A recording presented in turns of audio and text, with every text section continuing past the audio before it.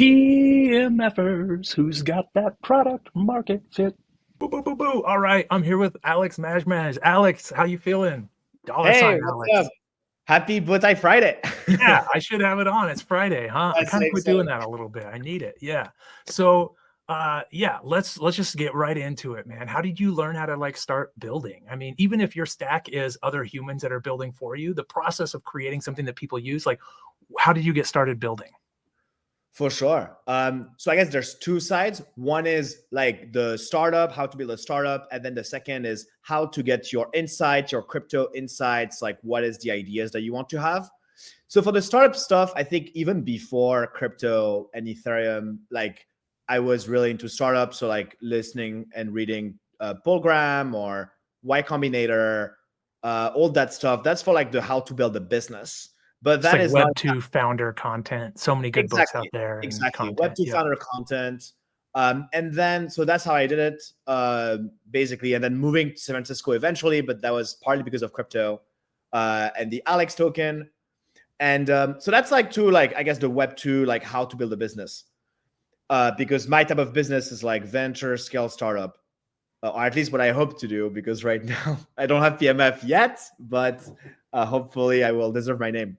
PMFers is an optimistic podcast, Exactly, assuming that, like, exactly. I mean, you kind of have had, I mean, I bought your token on Right. Ethereum a Yeah, long yeah. time Mine's still at ago, which PMF. means Mine's like on still chain at PMF. activity. Yeah, Even if Alex there's only Masmej. five of us buying it, it's Exactly. PMF. Yeah, Alex Masmej on Ether mainnet. Actually, that's still right. kicking. Actually, the price I went hold up. it.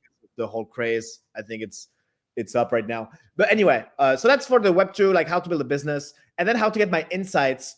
I was part of DAOs. I've never held an actual formal job in my life before my startup, and so I started my journey. I think in 2019, I spent month and month researching Ethereum. I'm really Ethereum native.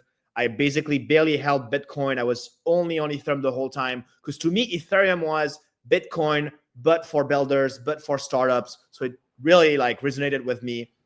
And so the way I got to learn about the inside part was joining a DAO, Meta Cartel. It's Boop, funny boop. because we are recording this today on Moloch DAO's birthday, and Moloch DAO was Ooh, like the shout foundation out.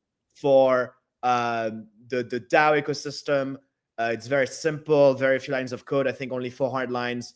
And people were scared about the DAO hack in 2016, and that really breathed a new like inspiration wave for like a lot of builders. And so Meta Cartel was just like a DAO, so like a loose organization led by Peter Pan to invest in applications on Ethereum. So for me, that was amazing because I always wanted to do startups. And this group of crazy DAO people back in 2019 had so many crazy ideas about the metaverse, DAO, DeFi, creator coins. And so I learned so much about the insights. And so to me, these two pieces together really worked out. Like I learned the startup stuff. I went to San Francisco. I still live there right now. And then how do you know all the crazy visionaries and, getting to know them, getting the ideas, and then those two together in 2021 with the NFT craze, that helped me start building an actual product with code. And before that, I had the Alex token that I'm known for in the space, which was basically no code because I used this company called Roll. So that was more of like a product slash marketing thing because it was no code. And then my first builder thing was more 2021 with Showtime, which is the company I still run today. We have other apps and new stuff than Showtime that we deprecated, but I still run the same company. So yeah, that's how I got into the thing, like the YC Web2 plus the, I didn't get into YC. I'm just saying the YC resources online, and then the crypto DAO visionaries that helped me get insights. The DAO is like the friends. I feel like a recurring theme here is have good friends and have lots of friends you can bounce things off of. And you're saying like you had a whole DAO of friends that were helping accelerate you.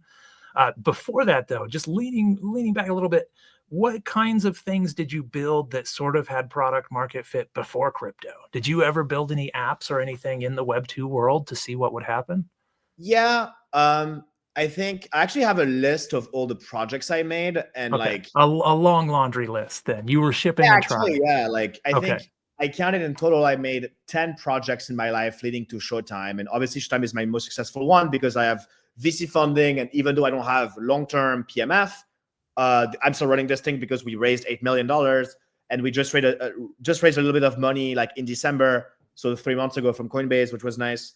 But basically, like, I did a long list of projects. I guess my most popular one was because I am not an actual talented computer scientist. It was more community.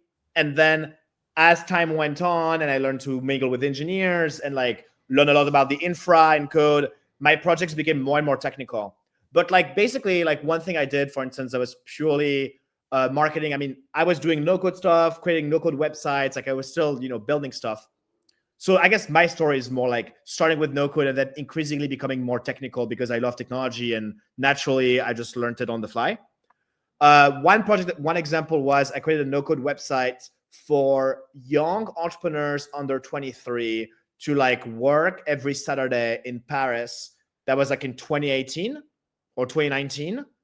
And we actually met some of the biggest founders and VCs. Cool. We actually met like the Elon Musk of France. He's called Xavier Niel, and he is behind a very famous computer science school called 42, named after the Hitchhiker's Guide to the Galaxy. Yeah. And so like I interviewed them, I created the website, I attracted some people from the family, which was like the startup hub in France. So that was one project. And then I actually did a project in crypto that no one knows about, which is I tried to do NFTs as a prescription to like certify and have tamper-proof prescriptions to combat the opioid crisis. Because like in the US, lots of people die of fentanyl in San Francisco or LA. And I was like, you know what? Like maybe if it's like certificated, like with the NFT, it could work. And I remember back then meeting Mark Zeller from Aave, at this time unknown and not Aave. And he was like, Alex, on Ethereum mainnet, the gas fees are way too high. You do not want to pay $2 for a prescription where paper is free. So I learned about that. And he was also like, dude, like, I don't know if prescribing on the blockchain is going to solve the problem. People can probably cheat socially outside of the technological problem. So that's when I realized that, blockchain is a social technology. It's not just a pure... You have a big Oracle problem. Exactly. Yeah, with the Oracle problem. We've seen also recently the royalties problem. Like if you want to circumvent and not honor some things on chain, it is relatively easy to do and work around it. So you have to have consensus amongst people. Anyway, so like that was kind of my earliest projects, to be honest. And then Metacartel and the Alex token and my company Showtime went after that. So honestly, it started really crypto, to be honest, because even that group of young people, my first ever project, we were working every Saturday once that thing happened. And I was working on that NFT project with like healthcare. So like I was already very early in my life just working in crypto. So, okay, so let's talk about the usage on chain then. What are some of the first like on-chain users you got, and how did you get those first on-chain users? So I would say my first on-chain users were, so I was at first a part of Metacartel, which was like a mainnet, Ethereum mainnet DAO. And so I think I received a grant. I was interacting with the community there. So there was some on-chain stuff because I was submitting proposals. People were voting on my proposals to give me, I think I got $5,000 or probably less actually, like maybe $1,000, like really tiny amounts. It was really the bear market. And we had, I think, a Polygon give us some money named Matic at the time, but yeah. So that was like, maybe like I interacted with like 10, 20 people on chain through votes on that DAO. That was my first ever people on chain. And then I did the Alex token, which had initially 30 backers. So it was like an income share. So people were giving me $20,000, including Dan Finlay from MetaMask, lots of people we know from the Ethereum community. Austin Griffith. Austin Griffiths. He helped with some technical stuff too, I think. He helped with some technical stuff. Yeah. That was like the first thing was the income sharing where like I got some tokens OTC, I distributed them. Then I did Control My Life with you, which was super fun. And actually led to Snapshot, which is kind of wild. It definitely inspired the Snapshot team, which is now a huge product in the space, who was like, oh, wow, like you did this as a joke with Austin, but we can use this to govern DeFi protocols. This is crazy. So it it's was kind a of signature-based system, signature voting, exactly. right? If you owned Yeah, Alex, you could sign a message that says, "I want Alex to wear a clown hat yeah, tomorrow, or clown shoes," and yeah, you can prove on chain with that, or yeah, even off chain with that signature exactly. that this person holds Alex and Yeah, wants a specific thing to yeah. happen. Yeah, And you had done back in the day a Bowtie Friday episode about signature stuff. I remember watching that video. Then we worked on that little project. You actually did really well. Like it was kind of clickbait, which was like tokenized human now decides, let people decide for his thing. So like we had a nice media spin on it. It was good fun. SEO. Yeah, Good SEO for me. And I was, yeah, like I think momentarily the #1 Alex on Google, or like some of the top ones, which was crazy. And so, yeah, roughly, if I had to like name a number, probably 600 on-chain holders of the Alex token. It could be slightly higher now, maybe 700, 800, but roughly these were my first users pump on-chain. my bags. So that was my first Oh, users on-chain. Yeah. Okay, next question. Let's move on. Sorry, I keep interrupting you. My bad. I haven't eaten today. I'm so hungry. What is your stack? Your stack is going to be probably not like, hey, we're using Next.js. It's probably like I have a designer and a developer, and whatever it is, it is. But what does your stack look like? How do you get things built? So so all of this I talked so far was no code. If we go a bit more technical, Showtime was first just React, Next.js, and it was using the OpenSea API to query NFTs. That was my first product. So we were building, I guess at the time, the first NFT art gallery, which was less about transacting and more about displaying. Showtime, the first version looked more like Instagram, was built in honestly like 4 days, 5 days max. And we quickly attracted 40,000 users. I would say not on chain. It was probably signatures to like sign with your wallet. So technically 40,000 signatures, which was pretty nice. So crypto users. That's crypto users. Exactly. Like it Yeah, doesn't. yeah. Yeah. So Okay. pretty So much like that's not a mobile app. That's a web app, right? Yeah, that was back in the day. I can talk about our stack today. Okay. Yeah. So you've transitioned from, hey, we're going to build a website and use some APIs. You can use Scaffold for that. It's really good. But you decided, nah, we need to have a mobile, like native app at some point. Is that right? Exactly. Yeah, yeah. So like later down the line, what was that decision? Let's talk about that. Like what led to that? Were you using it and it was slow? Were you like what basically needed like to be mobile? website, I think overall like you have less retention on a website than an app because you have notifications. And I was always into like social media, consumer products, and crypto. So like I always thought like mobile was the way to go. And so when NFT started doing less well in the bear market, with our team, we went back to the drawing board and we're like, all right, we want to build a mobile app. This is the long-term future we believe in. And let's just build mobile apps. And so we switched from React to React Native and started shipping apps cross-platform for the past And it became much harder to ship apps, right? Like React Native takes longer. You've got to rebuild all these components. Like it's hard. It's hard to build a native mobile app versus a website. No, I think all React Native engineers would disagree and tell you that it's really simple. Great. But yeah, obviously it's slightly more to maintain because there's multiple platforms. We chose this time for the latest app we have that's releasing soon called 10K to not do web because web has so many edge cases depending on browsers, in-app browsers, mobile browsers. But honestly, like if you're just doing Android and iOS, it is relatively straightforward. The code base is mostly maintained and shared. So that's like the Web2 stack. I'm happy also to talk about the on-chain stack we had. Yeah, for sure. For sure. So for the on-chain stack, I think our journey started. So Alex was Ethereum mainnet. Then I started my company. My company quickly does stuff on-chain on Polygon. We did like a gasless NFT marketplace on Polygon. Again, only signatures to like trade NFTs. Gasless, you can like buy some for free even. That was like meta transaction days then, right? That was that with 4337, or that was like you had to build your own meta. That was way before. 437 is pretty recent. Yeah, it was indeed.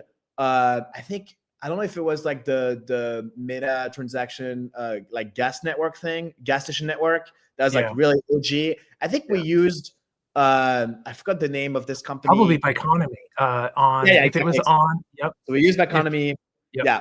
Shout out Ahmed. I've known the team at Biconomy for years. So we were using them, and we were using them with Magic Link and Polygon, and that was kind of our stack, honestly. That's a good stat. for a while. Yep. And then we migrated to Base when the layer 2 boom happened. And so we migrated to Base. We migrated from Magic Link to Privy. And actually, it's funny, before Privy adopted smart wallets, we built our own custom Privy plus Pimlico smart wallet integration, which was kind of a pain to engineer, to be honest. But we had to launch it earlier because Privy was not ready until like month later, which is a long time for our company. And so we had to move fast. And so, yeah, the latest stack we had, and we still do because we still haven't launched our new app. The latest stack we have is Base plus Privy smart wallet. Now within Privy, it's much simpler on Base. So yeah, Base and Privy honestly is a pretty good stack. I would recommend that stack on the EVM. By far, it is the best.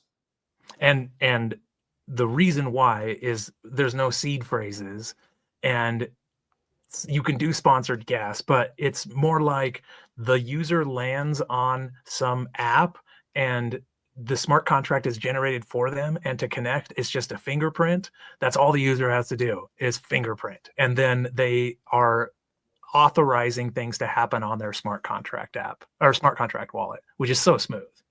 Exactly. It's really smooth. Yeah, you're referencing passkey, but there's other ways. You can also log in with social, email, wallet like MetaMask if you have one already. But honestly, it is a very smooth user experience. And I think the biggest one is probably the fact that you can batch transaction.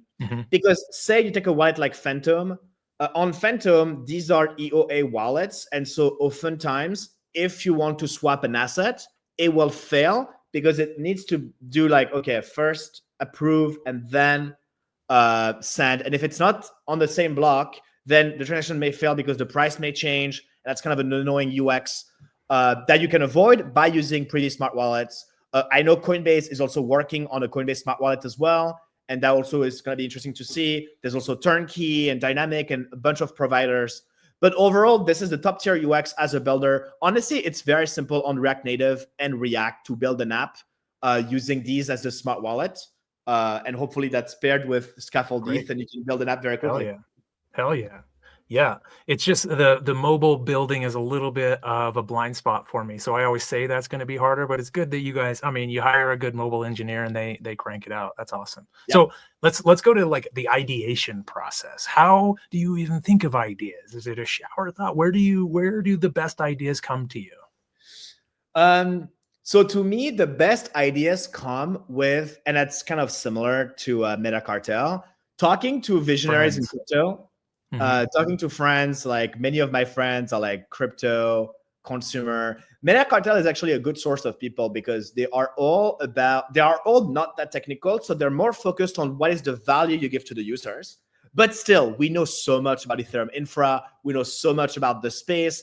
And I remember at some point, like I started getting educated watching your videos, watching Anthony Sassano, all the Ethereum people. And at some point I stopped because me and my friends were like, I'm at the top of the space. Like I literally you should be making the podcast. Everything.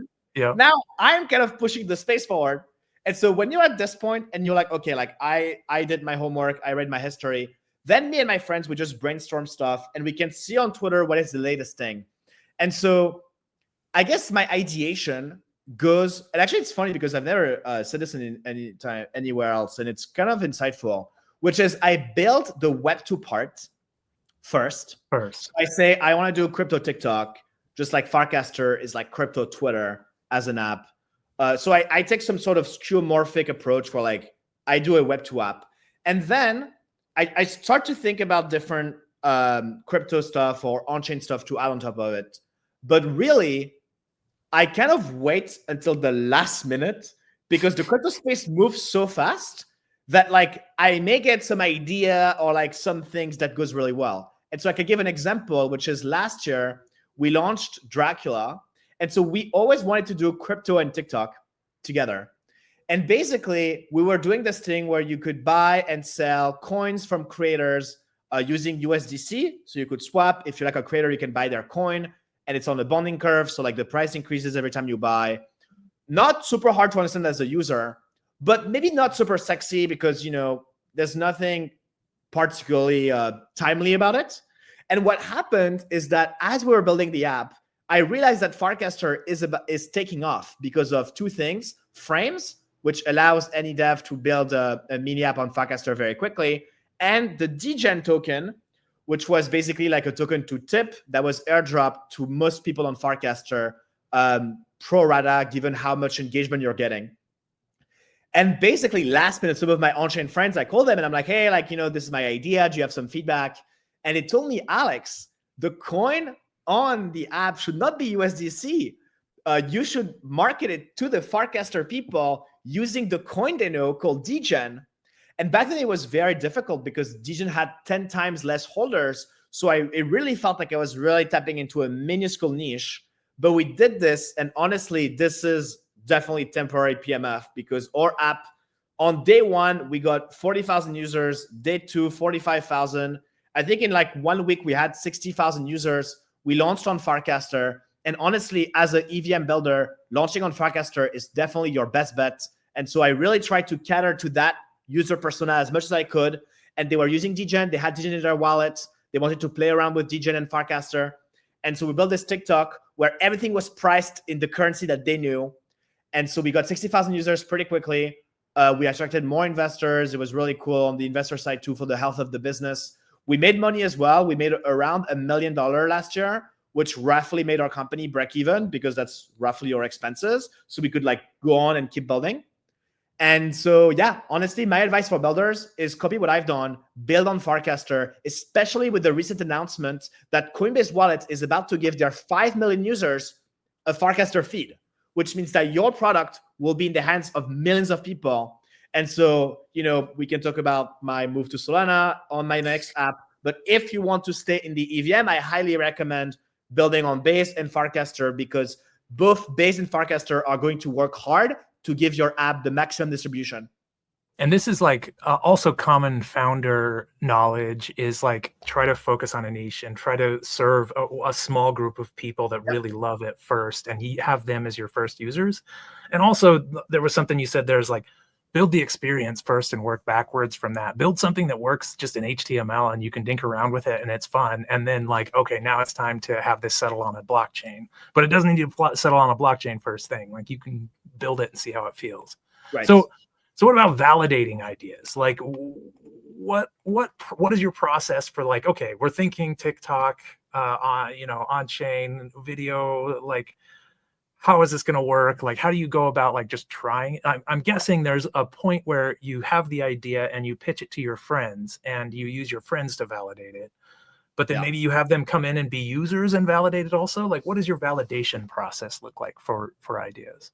So my validation process usually involves looking at real data. So either past data from products we build. So we usually don't brainstorm too much. We don't want to get into analysis paralysis. We just try to launch a product and then see if it works. And this is, by the way, the official advice by Brian Armstrong for like young builders or like early builders. Just action creates information, moving. I think he says. Exactly. Yeah. Just keep moving. Yep. Just keep moving. You will create information. You will learn. And so try to ship fast and iterate fast, and you will learn a lot. One underrated thing also is that blockchain is a very easy space to access and build in. And so what I do is I usually go on Dune Analytics and I analyze what else is working. Because when a company starts working in crypto, it is free information. It is likely a public smart contract, an app you can try, and metrics you can see. It's like if Mixpanel was open for anybody. And so, for example, as an EVM builder, many of my friends were shocked to see the Rodeo Dune Analytics. Rodeo is like crypto Instagram, and it started really taking off around Christmas. So like very recently, like 2 months ago. And you can see the graph just going like this for like, an on-chain metric, which is daily active minters. So people who like double click for photos and buy photos for 30 cents.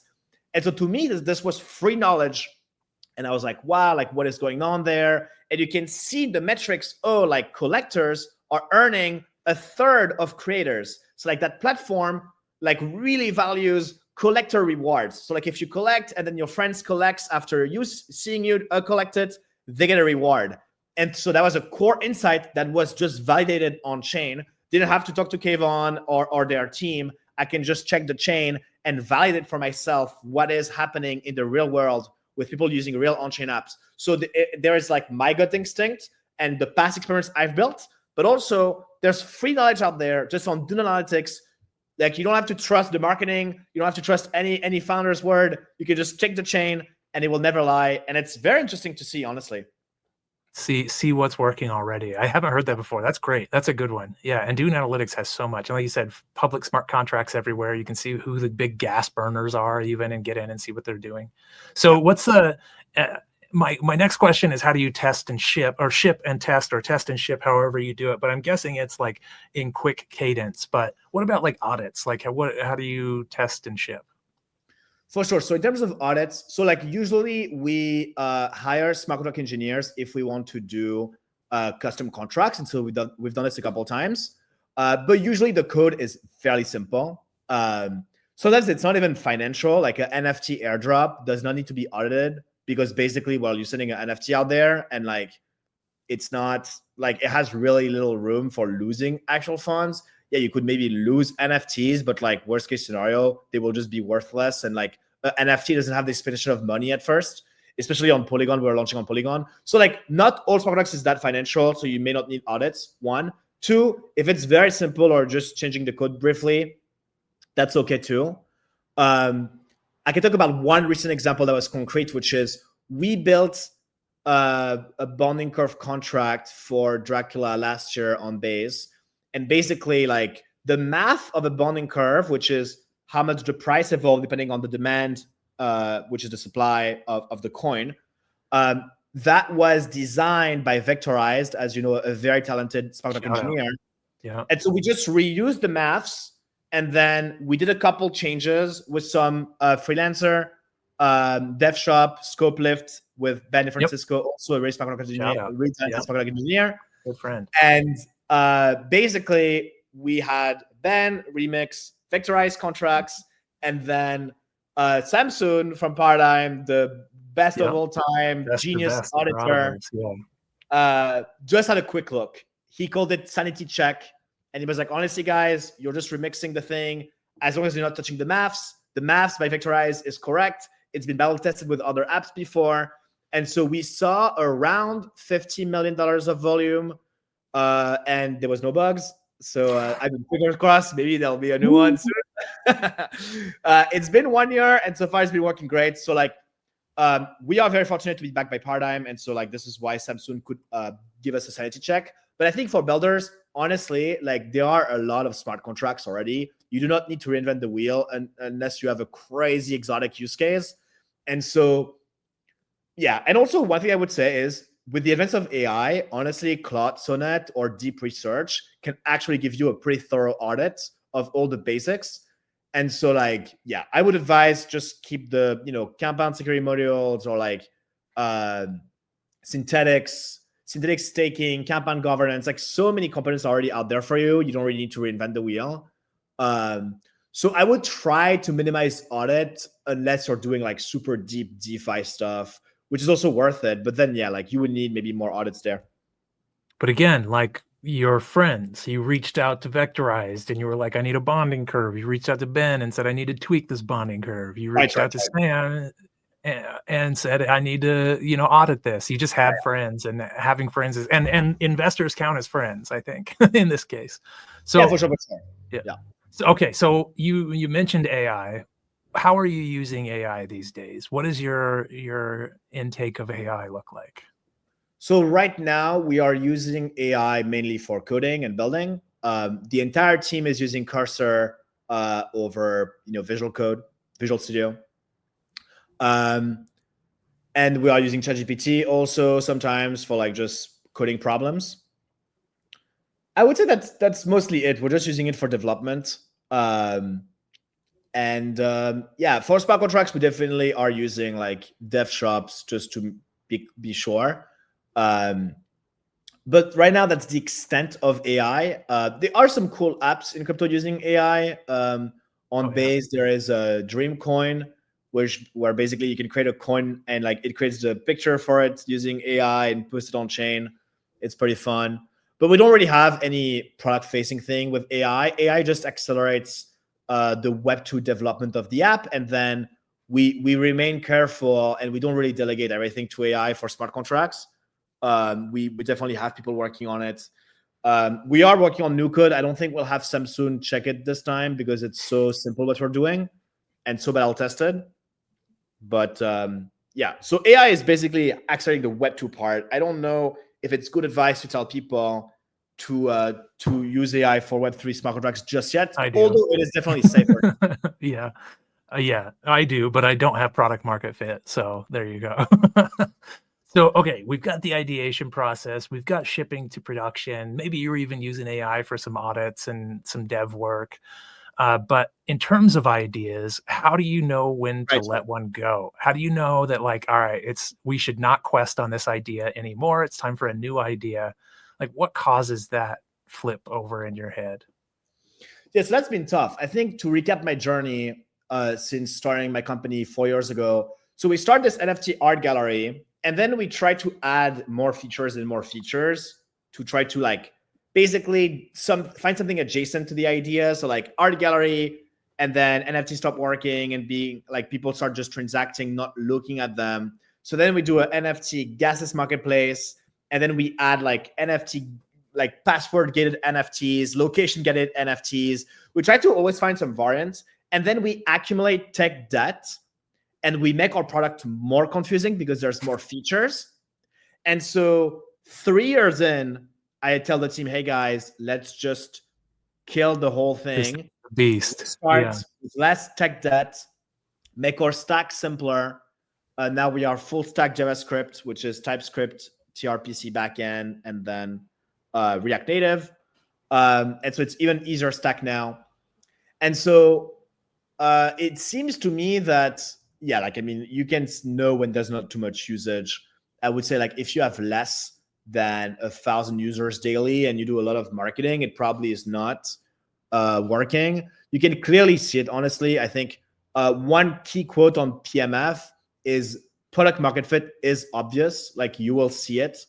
And for me, I've had definitely spikes and big spikes in the past, and you can clearly see when it's like ding and then decreases. So to me, if you keep pushing the product and really it feels like pushing a rock uphill versus letting a rock flow downhill, which is like also another analogy for PMF. You just know maybe it's time to shut it down after trying out hard enough. And then it's your call, like, can you do something adjacent that you shoehorn into the current app, or you just build another app? And I guess it depends. But for me right now, I'm tempted to like be quicker to release new apps. So like we've done Dracula in March, and then we tried something else in like September. It didn't really work out. And then we're like, all right, let's try something adjacent, still making it in Dracula. And in October, we launched something where it's one video equals one coin. And actually, it did do another spike. There was like a couple coins on base. We had one go to 20 million market cap, and it was like a fun idea. People started doing trends of videos, all using the same coin under the video. Like we had a mini thing, and then also it went down. And so then we're like, all right, like this product is about to get too complicated, so let's call it. So it depends on what scale you're doing, but I would be pretty fast. If you're building a consumer app, I guess like DeFi is probably different, but like if you're building a consumer app in crypto, I would be relatively fast. Like even new apps that we've seen lately, like Anon.fun, Anon platform, like on Farcaster, where you can post anonymously using ZK, which is super cool. I think it was created in like a week or something. Like you can make your dev cycles very, very fast, especially on web. And you And don't what need you're to looking for is fireworks. Like the thing should just be exploding with users. If you get it out there, it should be like this. Like you are just like an onslaught of people using it. Like I think people have a hard time understanding or like mentally thinking through like how many other people are out there on Earth that will use your app. When you have something good that people will use, it explodes. Is that right? I mean, exactly. I don't Yeah, have yeah. a lot of explosive apps. That's why I'm doing this to Oh, learn. for sure, for sure. I think I've had 3 big moments with my app, or maybe 4, I guess, which is, yeah, I mean, even before, like the Alex token really blew up. There was a lot of people, a lot of media coverage. but I guess there was less product. But at least on chain there was activity. Mhm. Then Showtime V1 Art Gallery, and then Dracula V1 with the Farcaster and Degen, and then lately with the video coin, which had like 2,000 people in one day. Yeah, every single time you see a pretty big hockey stick growth. And then unfortunately for me, I never had PMF because it did not sustain.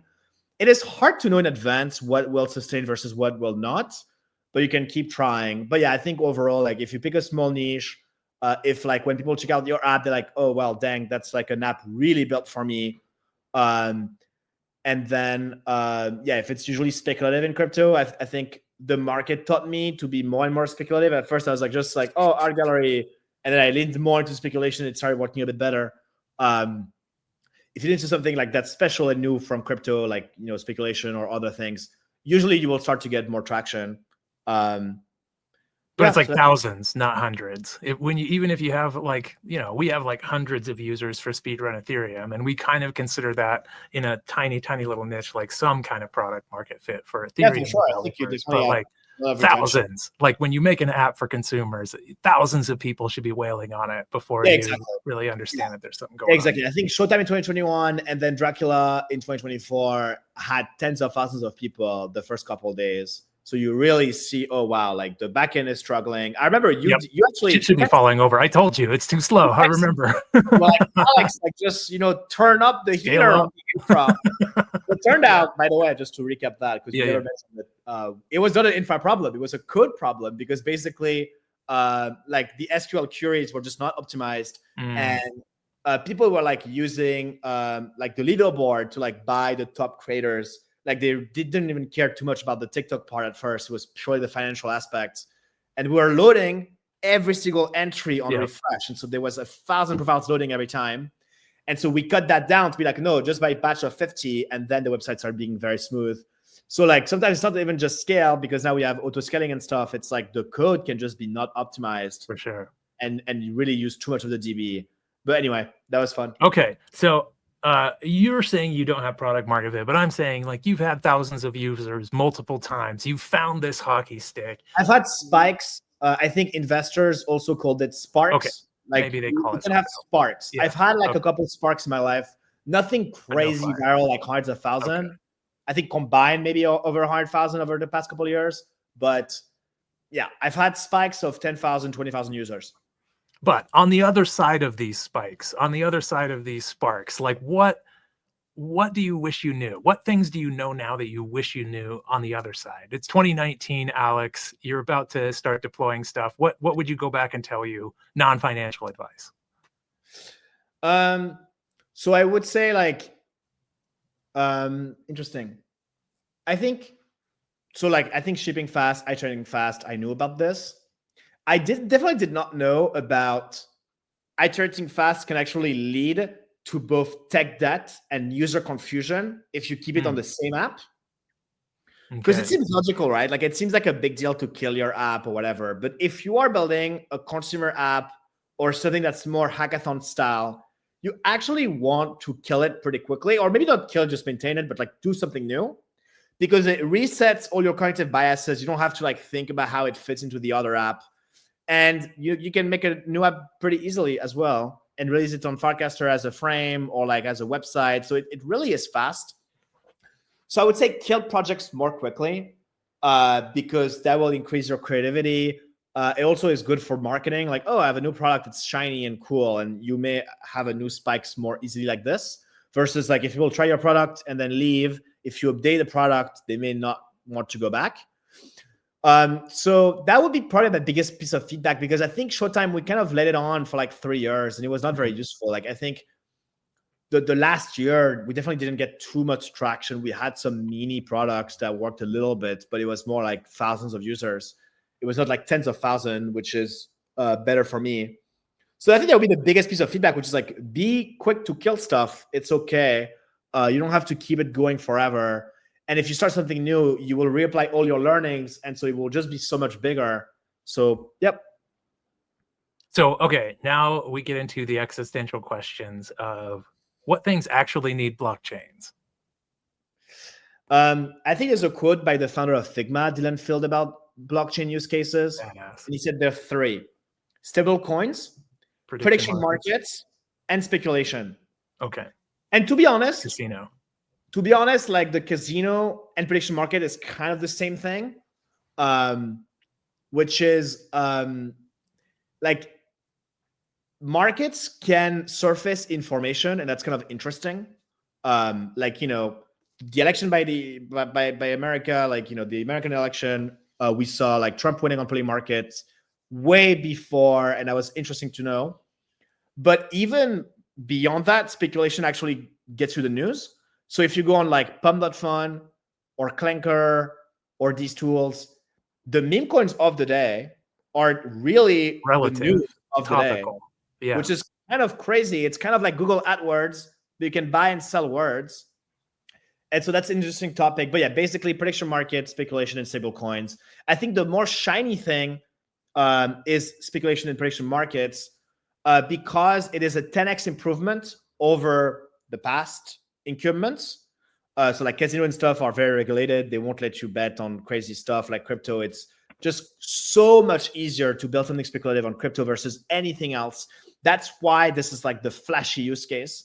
A stable coin is less flashy because it's not 10x better. It's more like 3% better.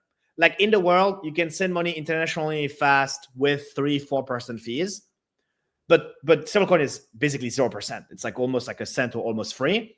And so, in startups, to tell you, you have to get a product that's at least 10 times better. That's what it takes to offset the switching cost. And so stablecoins are less sexy because it's only 3%. But imagine 3% of the GDP of our economy and species.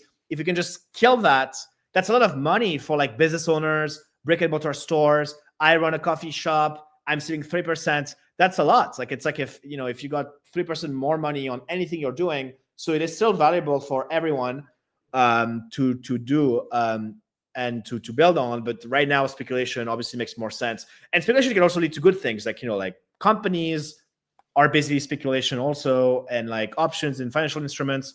All of these things becoming more accessible is also a good thing. So speculation is very broad. But I would say these are the three things: prediction markets, speculation, and stable coins. I think that's good. Yep. I think those are the safe ones. I think we'll see, hopefully, next time I do this in a couple of years with you, there will be more things on that list, but we'll see. For sure. Yeah. So another existential question, which I think I know which way you're going to answer this, because you yourself are not an elite crack dev, but is building on Ethereum only for elite crack devs? So it's a very good question, because it is true that talking to a lot of great developers, the developer experience on the EVM is meaningfully better than other ecosystems. So for instance, like Solana, the SVM is really worse to write code for. It is still very untested. It's just like less battle tested, and there's just less experienced people there. So like if you are an elite crack dev, you definitely want to be more on the EVM. If you are innovating with smart contracts in DeFi, for example, and there's a beef right now happening on Twitter with like Aave and like the Aave counterpart on Solana. And very clearly, Aave and Morpho are superior products compared to any other ecosystem. So yes, if you're an elite crack dev and you want to push the boundaries of smart contracts, it is definitely better for you to build on EVM stack chains or OP stack chains. Absolutely. Okay.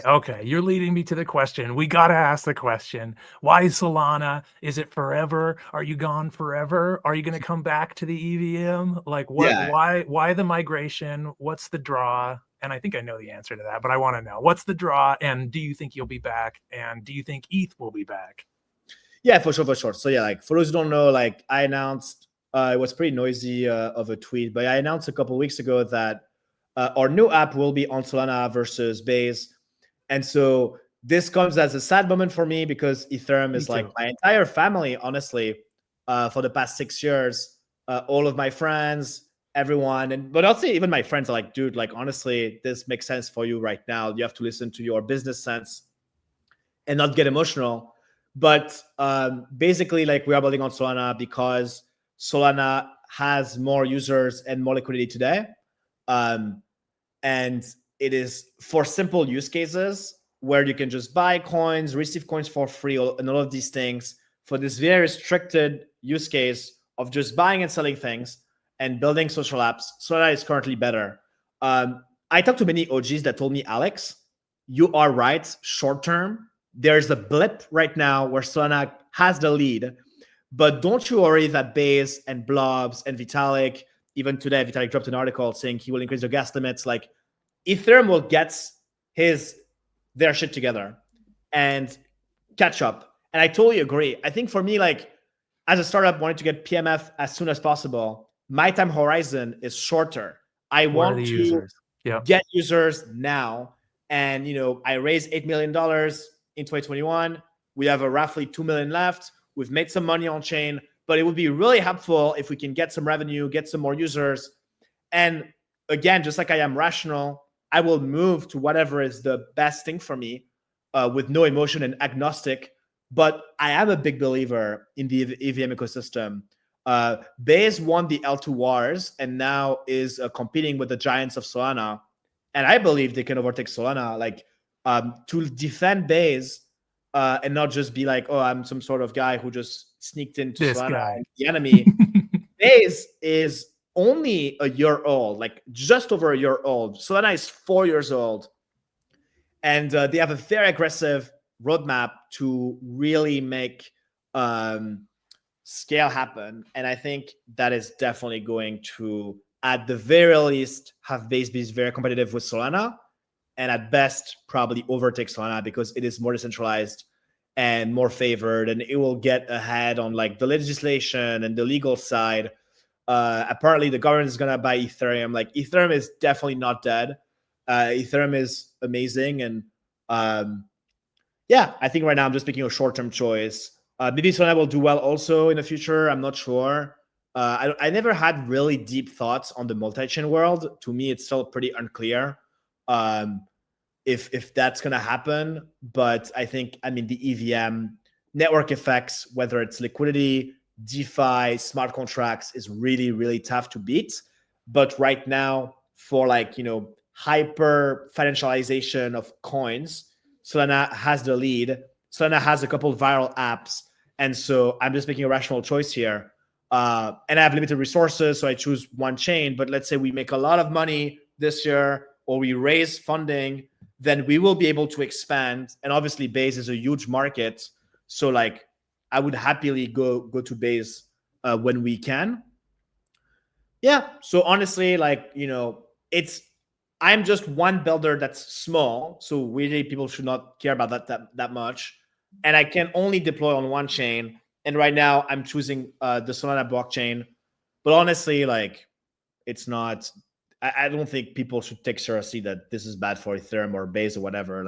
Obviously, Base, they're really kind to me. Ethereum are really kind. They really want me back. But it's more of an emotional thing. It's not like, Maker is moving to Solana or something, so everything is fine. Ethereum will be just fine without me short term. And I'll try to come back for sure. Awesome. So when you're making a decision about where to deploy things, let's say you're even the US government thinking about how to deploy treasury bills on chain or some weird shit that I don't even know about. You're thinking about your end users and how fast the blocks are and how cheap the transactions are. Yeah. But you're also thinking about decentralization and how decentralized the thing is. And Base isn't quite that decentralized right now, even though it's fast and cheap. That's one of the things that I really want to see flip soon is that, stage one or whatever it means. Stage one L2s are the goal, right? They are stage one, no? I don't know. They probably are. I don't pay attention that close. Right. But I want the US government to say, this is the one. This is where you deploy things because not only is it fast and cheap and settles to Ethereum, the best blockchain ever, you also, have all this other decentralization stuff that plays into it. Yeah, exactly. And also, what about Phantom? Phantom's kind of a killer too. Phantom is a better wallet than most of the Ethereum wallets. Rainbow's close. It was getting there. What's your wallet choice? How do you? Yeah, for sure. I think I have used more Phantom lately. Phantom has integrated Solana, and I actually know the dev who integrated Base on Solana. On Phantom, sorry. And he actually told me a very interesting insight, which is we want to move. They said Phantom wants to move the Base side from EOA to smart wallets. But today it is not possible because centralized exchanges like Coinbase, they don't have a very high gas requirement to send and receive tokens. And account abstraction, like the smart wallet stuff, actually is a higher gas spending. There's more, there's more gas. Yeah. I see what you're saying. And so they were like, Alex, we cannot afford to do smart wallets at Phantom because it's a huge part of our business to receive and send from exchanges to Phantom. And so that's kind of a little also but like for sure, Base would sponsor all of their gas if they use the Coinbase smart wallet. Like, let's make the connection we need to make there. That would definitely happen. No, for sure. Actually, I did that tweet, and like Jesse and a lot of baseball took it very seriously because because basically I think like smart wallets and scale are what is holding Ethereum back. Smart wallets are live, but it should be enforced a bit more. Right, everyone's still using EOAs, and it's sad. Yeah, like only noobs get onboarded to smart wallets. Sadly, exactly. And we should have everybody. Yeah, exactly. Like there's a world for EOA, like MetaMask. If you're like a dev, you have all of these features, but there should be an app for mobile that's easy to use, like Phantom. And so honestly, yeah, like definitely Phantom would be great to upgrade Base to account abstraction, and then between that and Base, honestly, the user doesn't even know Phantom is Solana or Base underneath. Like Phantom is not advertising for Solana at all. It is, people think, because Phantom is so big right now, it's like top 100 in most app stores. The day Base gets AA and gets, AA already. Phantom's going to lean into that. That's great to hear. If Phantom gets AA and then Base reduces the fees and Ethermel One also do their job, honestly, like I don't see a world where Base isn't overtaken or EVM just becomes the bigger one. It's not gonna be the Linux or anything of crypto. I think like the lead of Solana is just not big enough. So yeah, I'm excited. Cool. You heard it here first. Let's see what happens. Yep. In the war. Okay, so last question. We have like 1 or 2 minutes left. What's your superpower? I think my superpower is probably a mix of product and marketing. I guess I need to work on it more because I haven't really made it. I don't have PMF yet, but I'm definitely good overall at like knowing early what is the new behavior online in crypto and then marketing it. I would say that's the superpower at least I'm working on. I think I could always be better, and hopefully my next big project is the next one, and I'll become like more successful. But right now, that's what I'm leaning on. Heck yeah. All right. Thank you, Alex. Go get them. Go get some more product market fit. Thanks for being here. Thank you, Austin. Pleasure.